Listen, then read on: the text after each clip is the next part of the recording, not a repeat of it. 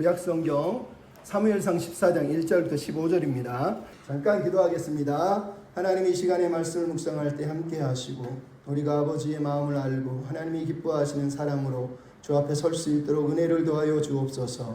부탁하며 예수님의 이름으로 기도하옵나이다. 아멘. 옛날에 한 청년이 결혼을 하고 싶어서 결혼 중매 사이트에 들어갔어요. 거기에 당신이 원하는 사람을 써주세요 했습니다. 그래서 이 사람이 첫째 키가 커야 됩니다. 둘째 각선미가 좋아야 됩니다. 셋째 미인이어야 됩니다. 넷째 재산이 많아야 됩니다. 이렇게 썼어요. 그랬더니 잠시 후에 컴퓨터에서 해당 난에 답을 하시오라고 설문지가 또 하나 뜬 거예요. 첫째, 당신은 그러면 키가 큽니까? 당신은 그러면 체격이 좋습니까? 당신은 그러면 미남입니까? 당신은 그러면 재산이 많습니까? 이 남자가 한참을 고민하다가 그래서 컴퓨터지만 진실을 말하면 통하겠지 그러면서 모든 대답에 아니요 라고 글을 썼습니다. 그랬더니 한참 있다 컴퓨터에서 답이 왔습니다. 꼴값 하네. 여러분, 좋은 사람을 만나고 싶으면 자기가 먼저 좋은 사람이 돼야 되는 거예요. 자기는 좋은 사람이 아니면서 자꾸 나에게 좋은 사람을 허락해 달라고. 좋은 사람만 내 옆에 있으면 내가 잘 될 것 같은데 이런 마음으로 우리가 세상을 살아갑니다. 정말 좋은 사람을 원한다면 내가 좋은 사람이 돼야 돼요. 특별히 하나님을 믿는 사람이라면 하나님 날 좀 도와주세요. 하나님 나에게 힘을 주세요. 이런 기도하기 전에 내가 하나님이 기뻐하는 사람, 하나님이 찾으시는 사람, 지난주도 얘기했지만 하나님의 마음에 합한 사람이 돼야 되는 거예요. 대한민국의 최초의 국제 통역사인 최정화 교수가 엔젤 아우라라고 하는 책을 썼어요. 여기서 아우라라는 단어는 선한 기운이다 라는 이런 뜻이에요. 즉 선한 영향력이다 이런 뜻이죠. 이 사람이 엔젤 아우라라는 이 책을 쓴 이유가 자기가 수많은 성공한 사람들을 만나봤는데 그 사람들의 특징은 능력이나 재능이나 재력이나 지혜에 있었던 것이 아니라 선한 기운에 탁월했다는 거예요. 선한 능력을 가지고 있더라는 거예요. 그 선한 아우라, 여러분 그것을 우리는 선한 영향력이다 이렇게 말할 수가 있는 거예요. 옛날에 국민일보에 서강대학교를 다니는 2학년인 이용이라고 하는 사람이 자기가 서강대 다녔을 때의 간증을 올려놨어요. 보니까 본인이 교회도에 다니긴 다녔는데 늘 친구들하고 A, B, C, D를 하면서 다녔다는 거예요. A는 알코올, B는 빌리아드, 당구, C는 시가렛, 담배, D는 다방 이렇게 해서 A, B, C, D를 늘 누리면서 다녔다는 거예요. 그러다가 1978년 8월 달에 교회 수련회에 우연히 참석을 하게 됐어요. 예배를 드리다 은혜를 받은 거예요. 하나님이 살아계시구나. 하나님이 나를 부르신 거야. 그러면서 하나님 내가 주님을 위해 살겠습니다. 주님이 나를 부르셨으니 주님 뜻대로 살고 싶습니다. 아까 우리 중고등부 애들이 찬양한 그 가사를 실제로 기도를 한 거예요. 그러면서 한 번 더 기도를 해서 혼자 저기 교회당에 남아서 남들은 다 떠났는데 혼자 기도하는 거예요. 주님, 제가 헌신하겠다고 했지만 사실 이 헌신을 나를 감당할 수 없습니다. 이루어 주실 분은 주님밖에 없습니다. 저는 아무 능력이 없습니다. 주님, 오늘 밤 이 헌신이, 이 신앙 고백이 훗날에 주님 앞에 설 때 온전히 되도록 도와주세요. 이렇게 기도를 한 거예요. 그리고 그날밤에 울면서 혼자 하나님을 만나가지고 너무 감격해서 기도를 막 하고 나서, 그리고 그 다음에 교회에서 하는 농촌 선교에 가서 농촌 전도도 막 하고 그러면서 하나님의 기쁨이 너무 감격해서 돌아온 거예요. 그리고 나서 이제 대학생을 하는데 내가 이제는 하나님을 위해 살아야지 이런 결단하고 살지 않겠어요? 근데 어느 날 친구가 자기를 만나더니 이러더라는 거예요. 용이야, 나 이번 주에 한 번도 술을 먹은 적이 없어. 그래서 이용이라는 사람이 그랬어요. 아니, 너 왜 술 좋아하는데 술을 안 먹어? 그랬더니 그 친구가 그러더라는 거. 야, 내가 술을 배운 게 너 따라다니면서 너 때문에 술을 배웠는데 요즘 너를 따라다니는데 네가 술을 안 먹으니까 내가 술을 안 먹어. 이러더라는 거예요. 결국은 이 친구가 변하니까 이 술 먹던 친구도 술을 안 먹게 되고 결국은 하나님까지 만나는 일이 벌어지더라는 거예요. 여러분, 이게 엔젤 아우라예요. 이게 하나님을 믿는 사람들에게 나오는 선한 영향력이에요. 여러분, 하나님을 만난 사람은 하나님을 안 믿는 사람이 느끼는 선한 뭔가 아우라, 어떤 기운이 있어요. 그게 뭐예요? 믿음의 능력인 거예요. 믿음의 능력. 그 믿음의 능력이 뭐예요? 하나님과 함께 하기 때문에 나오는 거예요. 하나님이 나와 함께 계시지. 하나님이 살아 계시지. 하나님이 나를 부르셨지. 그거를 믿는데 내가 어떻게 선한 영향력을, 선한 아우라를 보여주지 않겠냐고요. 여러분은 선한 아우라, 선한 영향력이 있습니까? 혹시 여러분 친구가 하나님을 안 믿는 사람이 여러분 보면서 이 친구를 보면 담배 냄새, 술 냄새, 성질 더러운 냄새, 발꼬락내, 방구 냄새 이런 것만 난다 그러면 여러분 우리에게 영향력이 부족한 거예요. 선한 영향력, 어떤 선한 아우라, 즉 믿음의 능력들이 우리의 삶 가운데 드러날 때 하나님이 기뻐하시는 거예요. 옆 사람한테 인사합시다. 선한 영향력을 행사하며 사십시오. 여러분 오늘 우리가 읽은 본문은 하나님을 만나서 하나님과 함께했던 사람과 하나님과 상관없이 하나님을 믿는 것 같은데 전혀 하나님과 상관없이 사는 종교적인 사람의 이야기가 본문에 등장을 하고 있어요. 우리가 지난 13장에 봤지만 블레셋과 이스라엘이 전쟁할 때 요나단이라고 하는 사울의 아들인 왕자인 요나단이 블레셋 게바 수비대를 공격해서 게바 수비대의 게바를 탈환해내는 일이 벌어졌단 말이에요. 근데 오늘 본문 14장은 다시 한번 요나단이 블레셋을 공격하는데 이번에는 자기하고 자기 부하 딱 2명이 블레셋을 공격해가지고 큰 전쟁, 즉 민막스 전투라고 하는 민막스 전투가 일어난 현장으로 우리를 데려가고 있어요. 우리는 오늘 본문 1절부터 13절만 읽었지만 이 민막스 전투 이야기를 오늘 본문 14장은 무려 52절이나 기록을 하고 있어요. 여러분 이게 말이 됩니까? 그냥 하나님이 도우셔서 이스라엘이 승리했어, 블레셋을 물리쳤어 이렇게 쓰면 성경이 얼마나 간단하냐고요. 근데 이 성경은 이 전쟁 이야기를 무려 52절을 쓰고 있어요. 물론 전체 52절이 아니고 그 앞으로 쭉 잘라내면 한 46절까지인가 되지만 왜 하나님은 이렇게 성경 저자는 이렇게 긴 이야기를 쓰고 있냐고요. 지난번에도 얘기했지만 하나는 사울이 왕이 될 때 3번의 공식적인 일이 있었던 것처럼 이제 사울이 실패하는 이야기를 3번 들려줘요. 그게 13장, 14장 그리고 15장 이야기. 재밌는 건 13장은 전쟁이 대대적으로 벌어지기 전에 사울의 모습이라면 14장은 전쟁 중에 있는 사울의 모습이에요. 15장은 전쟁이 끝난 후에 사울의 모습을 통해서 그가 전쟁 전에도 전쟁할 때도 전쟁 후에도 하나님 보시기에 실패한, 하나님과 함께하지 못한 그런 비참한 사람이었다라고 우리에게 들려주고 있는 거예요. 13장에서는 왕이신 하나님의 명령을 듣지도 않고 들으려고 기다리지도 않음으로써 하나님 앞에서 그 나라가 길지 않을 것이라고 하는 심판을 받았다면 오늘 보면 14장은 하나님이 왕이라는 걸 전혀 인식하지도 않고 자기 백성들에게조차 거절당하고 있는 어떤 면에서 거부된 왕의 모습을 보여주고 있고 15장은 말 그대로 이제는 하나님의 명령이 무엇인지 알았음에도 불구하고 아예 배신을 하고 하나님께 거역을 하는 모습으로 하나님 앞에 버림받는 사울의 모습이 등장한단 말이에요.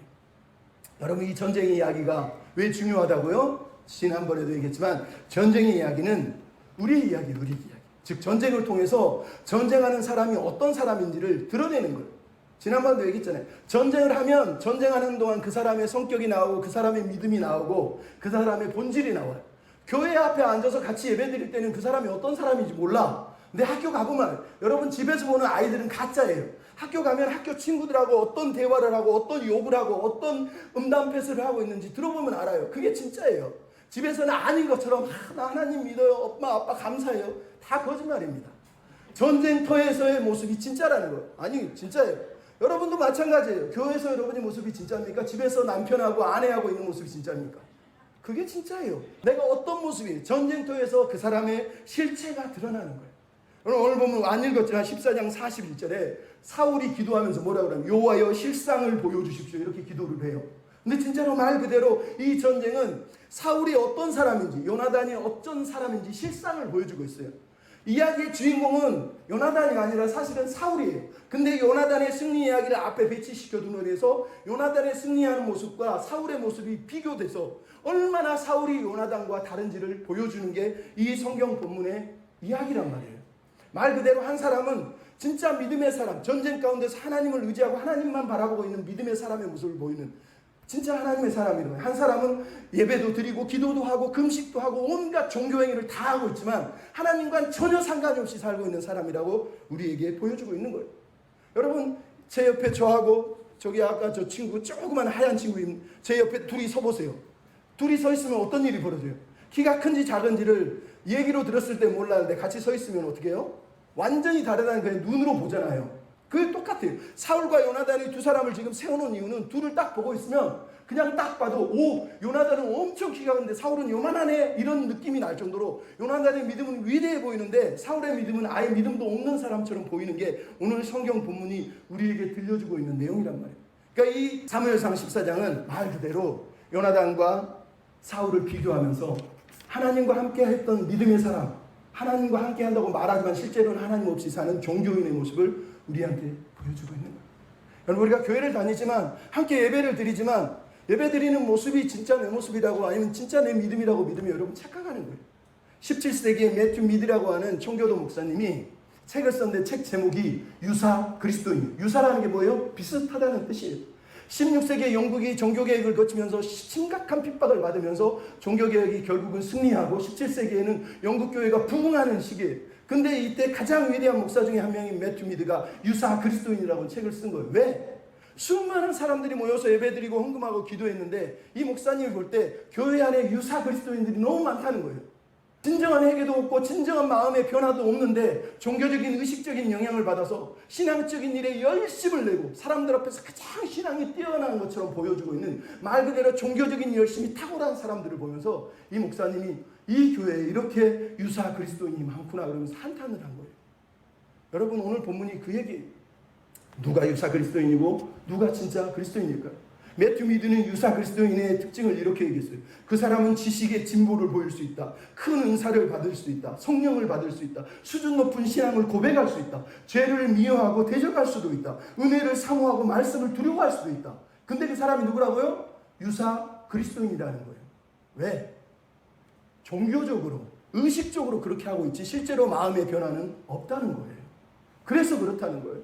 여러분이 막 예배드릴 때 찬양할 때 그 모습은 하나님 보시기에 진짜가 아니에요.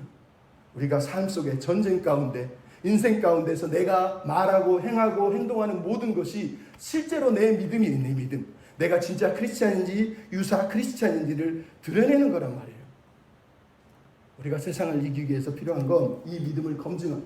여러분, 알곡과 가라지는 우리가 구별해낼 수가 없어요. 예수님 뭐라 그런가? 그만둬라. 교회 안에 누가 알곡인지 가라지인지 알 수가 없어요. 그러면서 사도 바울이 뭐라 그래요? 고린도후서 13장 5절에 너희 안에 믿음이 있는가? 너희 자신을 시험하고 너희 자신을 확증하라. 너희 안에 예수 그리스도께서 계신 것을 너희가 알지 못하면 너희는 예수님이 없는 사람이라고 그러는 거예요. 교회에서 그렇게 열심히 헌신하고 희생하는데 내 안에 예수님이 없는 사람이 있다고 성경이 말하는 거예요. 네, 여러분, 오늘 본문 14장 45절 우리가 안 읽었지만 이스라엘 백성들이 요나단을 가리켜 뭐라고 그러냐? 그가 오늘 하나님과 동역한 사람입니다. 하나님과 동역했다는 거. 히브리어를 그대로 풀었으면 하나님과 함께 했다는 거예요. 하나님과 함께 일하고 하나님과 함께 걷고 하나님과 함께 말하고 하나님의 일을 함께 했다고 말하는 거예요. 이 사람이 하나님의 사람이고 진짜 믿음의 사람이에요. 신약의 언어로 바꾸면 예수님이 내 안에 있는 사람이 바로 이 사람이라고 말하는 거예요. 저자는 이 백성들의 고백을 통해서 요나단은 진짜 하나님을 믿는 믿음의 사람이고 사울은 껍데기 신앙을 가지고 있는 종교인이었다고 우리에게 말하고 있는 거예요. 그러면 여러분 껍데기 신앙이 아니라 진짜 하나님과 동역하는, 하나님과 함께하는 하나님의 사람들이 돼야 돼요. 여러분, 오늘 본문에서 요나단의 믿음은 무엇이고 사울의 믿음은 어떻게 다를까요? 우리가 오늘 다 다룰 수가 없어요. 너무 많아서. 그래서 앞부분만 살짝 다룰 거지만 여러분 자신을 돌아봤으면 좋겠어요. 첫째, 요나단의 모습입니다. 요나단의 믿음은 무엇이냐? 따라합시다. 백성을 위해 자신을 희생하는 믿음입니다. 여러분, 백성을 위해서 자신을 희생하는 믿음이에요. 13장에서 요나단이 개발을 공격을 해요. 블레셋이 점령하고 있는, 우리식으로 말하면 일본 총독부가 우리 안에 들어왔는데 그 땅을 점령을 하는 일이 벌어져요. 빼앗은 거예요. 탈환한 거예요. 근데 오늘 14장에서 다시 한번 요나단이 자기 종 한 명만 끌고 가서 블레셋을 공격하는 일이 벌어지고 있단 말이에요.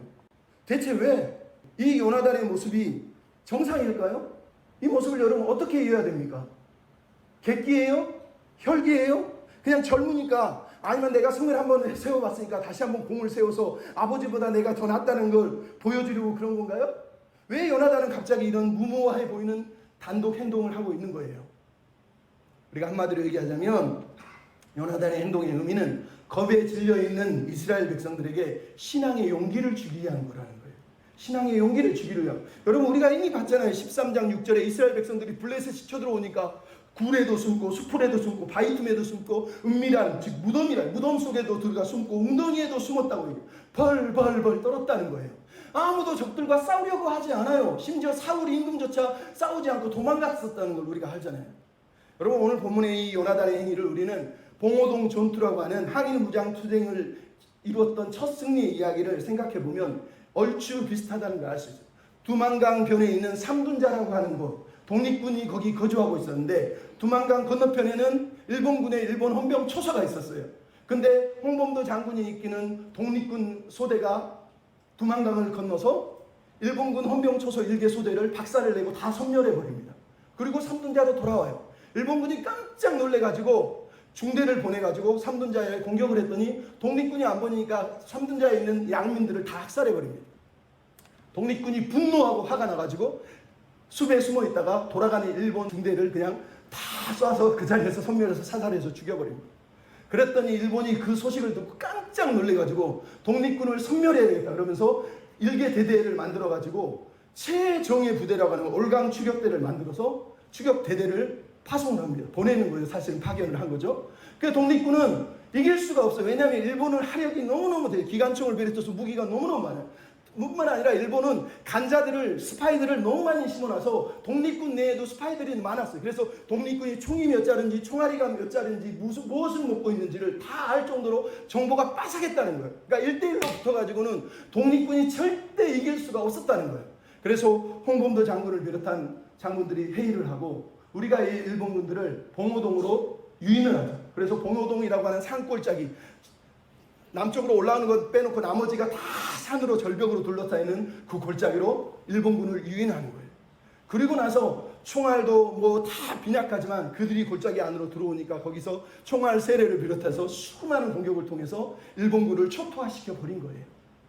여러분 근데 이게 무슨 의미가 있느냐? 바로 항일 무장투쟁으로 이룬 첫 승리일 뿐만 아니라 그 당시 일본의 압제를 받고 있는 우리나라 백성들, 가난 때문에 시들어하고 일본 노예물 수탈 때문에 힘들어하는 사람들이 그나마 못 먹고 못 입고 모아놓은 독립자금을 독립군한테 보냈지만 한 번도 독립군이 싸워서 이기는 걸 눈으로 본 적이 없기 때문에 우리는 해방을 할 수 있을까? 우리는 이길 수 있을까? 늘 불안했다는 거예요. 근데 봉오동에서 일본 일개 대대를 박살냈다는 소문을 듣자마자 수많은 우리나라 사람들이, 국민들이 그 독립자금을 독립군한테 보내는 것이 너무 기뻤다는 거예요. 왜? 희망이 생겼잖아요. 우리도 이길 수 있겠구나. 우리도 독립할 수 있겠구나. 이 꿈이 생겼다는 거예요. 그럼 오늘 본문에 요나단이 한 일이 바로 그런 일이에요. 지금 두려워 벌벌 떠는 사람들에게 용기를 주고 희망을 주고 우리도 이길 수 있다. 하나님을 의지하면 우리도 이길 수 있다는 걸 보여주기 위해서. 왜? 왕부터 수많은 사람들이 두려워서 벌벌 떠니까 요나단이 혼자서 사실은 나아가고 있었다는 거예요. 하지만 요나단은 자기 이익을 위해 자기 이름을 위해서 나아가고 있는 사람이 아니에요. 14장 29절로 30절에 보면 요나단이 백성을 얼마나 생각하는지를 알 수 있어요. 백성들이 금식으로 배고파서 벌벌 떠니까 요나단이 그런 얘기를 해요. 우리 아버지가 너무 어리석은 짓을 했다. 백성들이 음식을 먹고 싸웠으면 큰 승리를 거뒀을 텐데 그러면서 자기 아버지보다 자기 백성을 더 걱정해요. 나중에 14장 43절에는 아버지가 요나단이 자기를 죽이려고 합니다. 그랬더니 요나단이 그럽니다. 나 죽어도 된다면 나를 죽이십시오. 괜찮습니다. 자기 생명을 그냥 내려놓아 버리는 거예요. 이 요나단의 모습을 통해서 우리가 느끼는 거예요. 요나단은 자기 이름 때문에, 자기 명예 때문에 자기를 자랑하게 싸우고 있는 게 아니라 지금 용기 없이, 희망 없이 지금 무서워서 벌벌 떠는 이 이스라엘 백성들에게 용기를 주기 위해서 이 전쟁을 벌였다는 걸 성경이 우리에게 들려주고 있는 것 아닙니까? 여러분 이게 골리앗과 싸웠던 다윗의 모습하고 똑같아요. 여러분 다윗이 자기 형들이 전쟁터에 음식을 아버지가 갖다 주려 했더니 갖다 주러 갔더니 무슨 일을 벌였어요? 골리앗이 와가지고 이스라엘 백성들을 조롱하는데 사울도 백성들도 오늘 본문처럼 벌벌벌 떨면서 아무도 싸우려고 나가는 사람이 단 한 명도 없었다는 거예요. 그랬더니 왜 저 블레셋 사람들을 아무도 공격하지 않습니까? 하나님의 군대를 모독하고 있지 않습니까? 다윗이 분노한 거는 그거였어요. 하나님의 군대를 모독하다니. 근데 큰형 엘리압이 자기를 보고 그럽니다. 다윗 너 왜 여기 와서 아버지 양떼는 안 치고 왜 여기 있는 거야? 네가 교만한 마음으로 지금 전쟁을 구경하러 하는구나 이랬다는 거예요. 형은 그 자기 이기적인 생각이 자기 동생 다윗도 똑같다고 믿었어요. 전쟁에서 공세우고 자기 이익을 위해 산다고 믿었던 거죠. 근데 다윗은 그렇지 않았다는 거예요. 하나님의 이름을 위해서 나갔던 사람이 다윗이고 오늘 본문에 나오고 있는 요나단이라는 걸 우리가 알 수 있는 거예요. 요나단은 환경의 지배를 받지 않아요. 두려움 때문에 감정 때문에 지배를 받지 않아요. 왜? 그가 의지한 건 하나님이었으니까. 따라합시다. 하나님만 의지하는 믿음입니다. 여러분 오늘 본문의 요나단은 하나님을 얼마나 의지했는지를 보여줍니다. 오늘 본문에 보면은 블레셋은 믹마스에 있습니다. 그리고 이스라엘은 게바에 있습니다. 이 게바와 블레셋 사이에는 협곡이 있고 그 협곡 옆에는 큰 절벽 바위가 있어요. 한쪽 절벽은 여러분 오늘 본문에 나오는 것처럼 보세스라 그래서 빛나다는 뜻이 반질반질하다는 거예요. 기어오르기가 힘든 거. 또 한쪽은 대내라고 그래서 가시덤불이라는 뜻. 울퉁불퉁해서 사람이 오르기가 너무너무 힘겨운, 말 그대로 둘 다 협곡이에요. 지금도 이스라엘의 순지순례를 가면 이 바위들이 75도 경사를 해요. 75도. 그래서 쉽게 오를 수가 없는 거예요. 근데 이 요나단이 자기 부하를 이끌고 그 절벽 밑으로 내려가는 것도 어려운데 내려가서 다시 블레셋으로 올라가려고 마음을 먹었다는 거예요. 그러면서 자기 종에게 우리가 저편 블레셋에 건너가자라고 얘기를 했다는 거예요. 얼마나 놀라운 얘기를 하고 있습니까? 근데 그냥 건너가지 않고 뭐라고 그럽니까? 요나단이 말하기를 6절에 여호와께서 우리를 위하여 일하실까 하노라. 여러분 여기서 여호와께서 우리를 위하여 이게 무슨 말이에요? 요나단은 자기 싸움을 싸우게 있는 게 아니에요. 하나님이 하나님의 백성을 도와주시지 않을까? 우리가 하나님의 백성인데 하나님이 도와주신다면 이길 수도 있을 거야 라는 믿음을 가졌다는 거예요. 나가서 뭐라고요? 일하실까 하노라.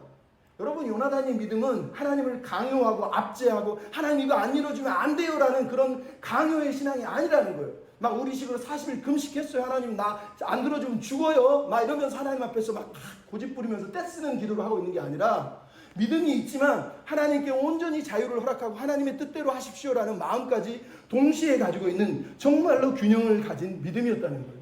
그리고 뭐라고 그러니까 바로 이어서 여호와의 구원은 사람의 많고 적음에 달려있지 않다는 거예요. 이 말이 무슨 말이에요? 하나님의 능력을 신뢰한다는 거예요. 상황은 어렵고 아무것도 못하지만 하나님이 함께 하시면 할 수 있다는 거예요. 여러분 이 믿음이 어디서 나온 거예요? 여러분 사사기 7장에 보면 기드온이 전쟁할 때 수많은 군사를 모았는데 하나님이 숫자가 많다 다 돌려보내고 300명만 남겨두잖아요. 근데 그 300명으로 해변의 모래처럼 많았던 미디안 족속을 다 깨부수지 않습니까? 우리가 알던 13장에도 뭐라고 그래요? 13장 내용도 해변의 모래처럼 블레셋 사람들이 많았다고 성경이 얘기를 하는 거예요. 근데 요나단은 이 하나님, 기드온 때에 있었던 이 하나님은 사람의 수로 싸우시는 것이 아니라 하나님의 능력으로 구원하신다는 걸 요나단이 철저히 믿었다는 거예요. 그가 어떻게 이 믿음을 가졌는지는 알 수 없지만 분명한 건 그가 하나님의 말씀으로 훈련된 사람이라는 걸 우리가 알 수 있는 거예요. 여러분 우리에게 이 믿음이 필요해요. 이 믿음이 없다면 마가복음 9장 24절에 그 아버지처럼 기도해야 돼요. 하나님 내가 믿나이다. 믿음이 없는 것을 도와주세요. 그러면서 믿음을 달라고 여러분 기도해야 되는 거예요. 하나님을 신뢰하는 믿음을 기도해야 돼요.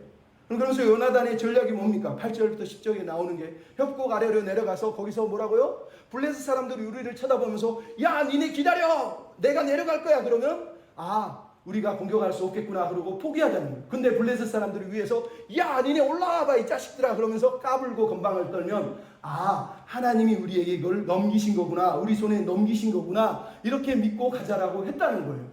여러분 이게 어떻게 무슨 의도인지 알 수는 없지만 중요한 건 요나단이 징표를 구했다는 말은 무모하게 공격을 하고 있는 것이 아니라 하나님의 뜻과 섭리를 예민하게 지금 아테나를 켜고 관찰을 하고 있었다는 거예요. 하나님이 어떻게 역사하신지를 공격을 하면서도 계속 깨어서 하나님의 시각으로 지금 나아가고 있다는 걸 우리가 알 수 있단 말이에요. 이게 요나단이 하나님을 신뢰하는 믿음이에요. 그랬더니 놀랍게도 블레셋 사람들이 야 니네 이 자식들 웃긴 애들이 굴에서 나오니 야 니네 올라와봐 이러니까 요나단이 자기 종과 함께 올라가서 반나절 거리 땅 즉 600평 정도 되는 땅에서 블레셋 사람 20명을 그 자리에서 직살해서 죽였다라고 오늘 본문이 우리에게 들려주고 있잖아요. 어디서 그게 나온 거예요? 요나단이 하나님을 향한 믿음이 바로 이 역사를 이뤄낸 거라는 거예요. 마지막으로 요나단이 한 믿음의 행위는 따라합시다. 하나님의 나라를 위해 싸우는 믿음입니다.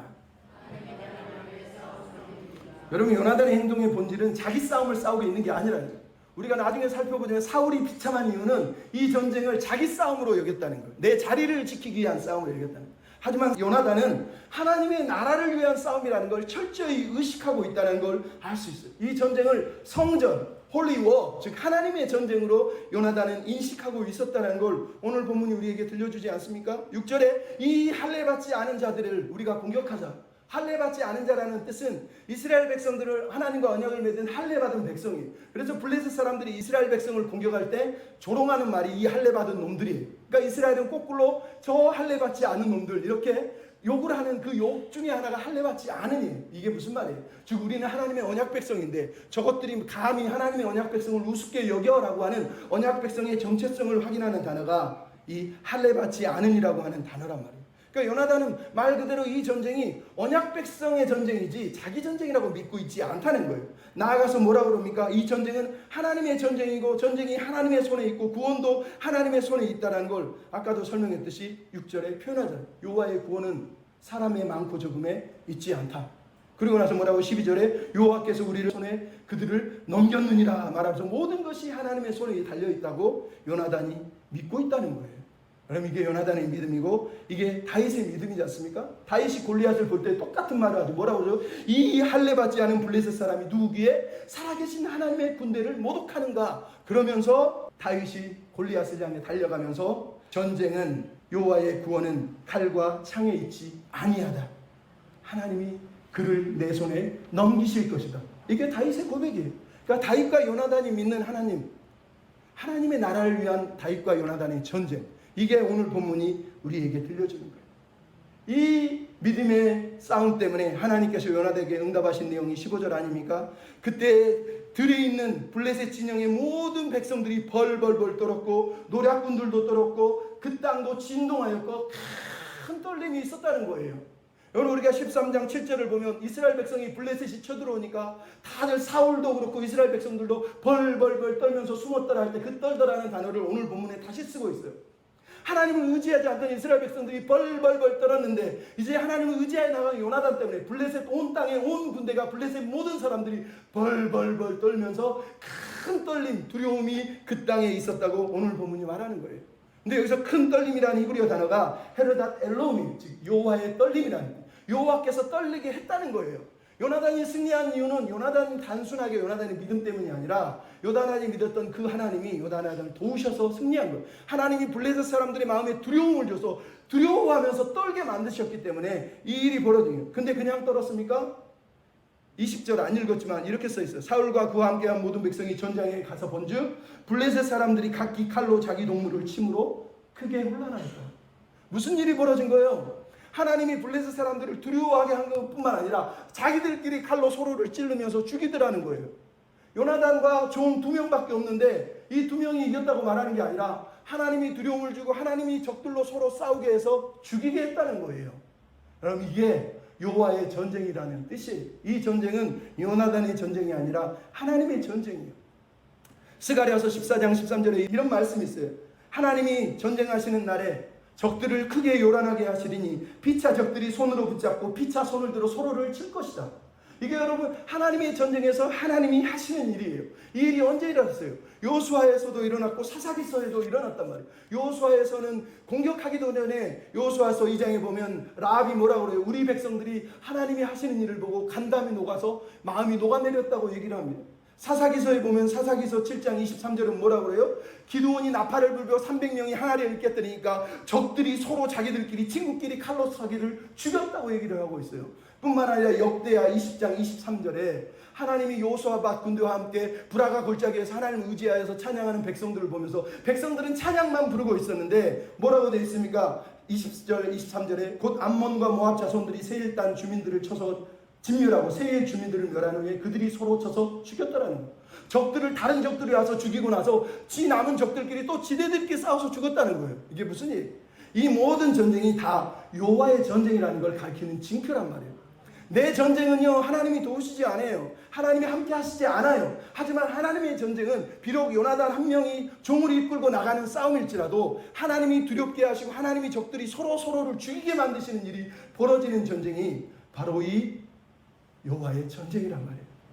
그러니까 요나단은 자기 싸움을 싸우고 있는 게 아니에요. 내 인기를 위해서, 내 명예를 위해서, 내 앞날을 위해서, 내가 어떻게 하면 더 잘 먹고 잘 살까를 위해서 싸우고 있는 것이 아니라 하나님의 백성과 하나님의 나라를 위해서 요나단은 지금 전쟁을 벌이고 있었고 하나님이 이 믿음을 인정하신 거란 말이에요. 인정하신 거란 말이에요.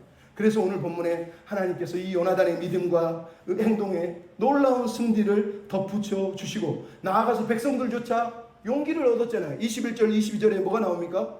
숨어있던 이스라엘 백성들이 숲속에서 다 뛰쳐나와서 블레셋 사람을 갑자기 공격합니다. 너무 무서워서 블레셋에 넘어갔던, 이스라엘을 배신하고 블레셋에 숨어있던 이스라엘 백성들조차 갑자기 칼을 들고 블레셋을 공격하는 일이 벌어지면서 전세가 순식간에 역전되고 적들이 자중질환을 일으키고 패퇴했다고 성경이 우리에게 말하는 거예요. 어떻게 이런 일이 일어난다고요? 하나님과 함께했던 사람, 믿음으로 하나님을 의지했던 사람, 자기 백성에게 용기를 주려고 헌신하며 희생했던 그 믿음의 사람 한 사람 때문에 이 놀라운 일이 일어난 거예요. 여러분, 이것을 선지자 이사야는 이렇게 얘기를 했어요. 하나님이 내 백성을 다 이롭게 하실 때 하나님 말씀하시길, 그들은 내가 심은 가지요 내가 손으로 만든, 내가 손으로 창조한 나의 영광을 나타낼 사람들이니 그 작은 자가 천명을 이루고 그 약한 자가 강국을 이룰 것이라고 이사야서에 선언된 말씀이 바로 이 말씀이란 말이에요. 여러분, 하나님을 믿는 사람은 약한 자가 강국을 이루는 거예요. 작은 자가 천을 이루는 일이 벌어지는 거예요. 요나단 한 명이 종 한 명을 데리고 갔을 뿐인데 이 두 명이 천을 이루고 이천을 이루고 삼천을 이루고 블레셋을 완전히 박살냈다고 얘기하는 이유가 바로 여기 있는 거예요. 어떻게? 하나님과 동역했기 때문에, 하나님과 함께 했기 때문이란 말이에요. 여러분, 그래서 23절 뭐라고 그럽니까? 여호와께서 그날에 이스라엘을 구원하심으로 전쟁이 벳아웬을 지나니라. 누가 구원하시고 누가 이기게 하신 거예요? 하나님이 이기게 하신 거란 말이에요.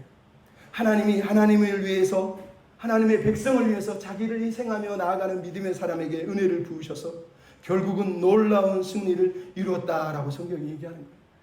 요나단의 무기는 바로 이 요나단의 믿음이에요. 사람의 숫자나 무기에 달린 것이 아니라 하나님을 향한 신뢰, 이게 요나단의 무기예요. 무기. 요나단의 전략은 뭡니까? 봉오동 전투의 전략은 그 골짜기로 유인해서 공격하는 거지만 오늘 본문의 요나단의 전략은 하나예요. 하나님 여호와 그분이에요. 하나님을 신뢰하는 거예요. 하나님만이 유일한 전략이고 하나님만이 최고의 전략이라고 요나단은 믿고 있었다고 얘기하는 거예요. 여러분, 오늘도 우리에게 마찬가지예요. 믿는 자의 최고의 전략은 하나님과 함께하는 거예요. 하나님의 백성과 하나님의 나라를 위해 싸우는 사람이 진정한 믿음의 사람이에요. 여러분, 오늘 본문에 흥미로운 게 뭐예요? 요나단과 함께하는 무기 든 자가 7절 13절에 나옵니다. 무기 든 자가 뭐라고 그럽니까? 요나단이 야 우리가 올라가자 그랬더니 7절에 당신의 마음에 있는 대로 다 행하십시오. 앞서 가시면 내가 당신을 따르리이다. 여러분, 이런 사람과 함께한다면 얼마나 좋겠습니까? 모든 일에 마음이 앞에서 하나님이 이런 사람을 사실 찾고 있었던 거 아닙니까?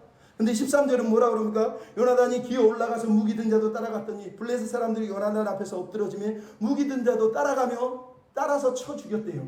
여러분, 이게 무슨 말이냐? 여러분, 옛날에 군인들은, 특히 사울이나 요나단 같은 사람은 무기 든 자를 둬요. 무기를 누가 들어요?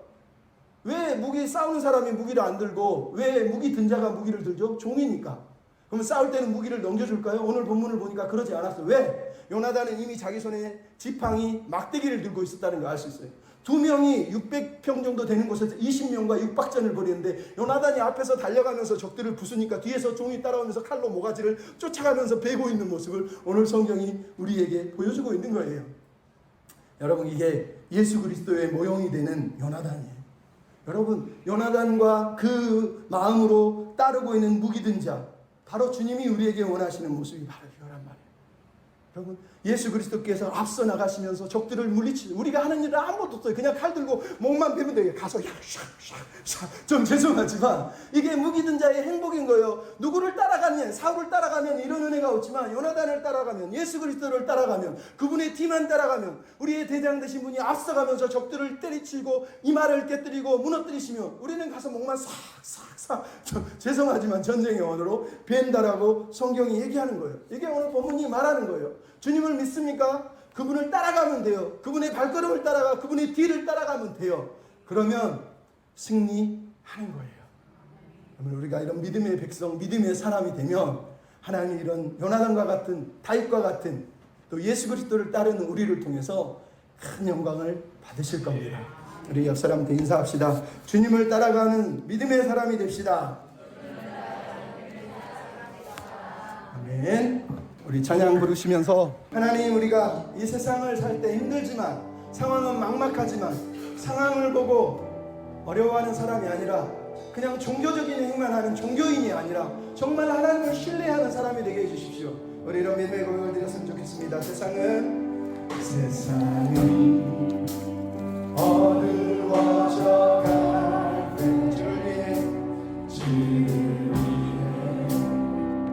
위해 일어서라 사랑 주의 심장 가지고 주의 소원 이루어가 주를 위하여 세상에서 부름받은 세상으로 나가 세상으로 나아가며 작은 자가 손을 들고 작은 자가 저를 이루 약한 자가 강물을 이루리라 주님이 찾으시는 감사 이웃의 눈물을 닦아주며 이웃의 눈물 닦아주사 주님의 손에 들린 вет불되는 사랑 오늘 세상을 비추고 주님이 찾으시는 사랑 주님이 찾으시는 한 사랑 이웃의 눈물 닦아주 주님의 손에 불처럼 들리게 하시고 주님의 손에 들린 вет불되는 사랑 모든 세상을 빛으로 밝히 제자의 길을 가기 주님을 따라갑시다. 순종하며 순종의 길을 걷기 원해요. 믿음의 한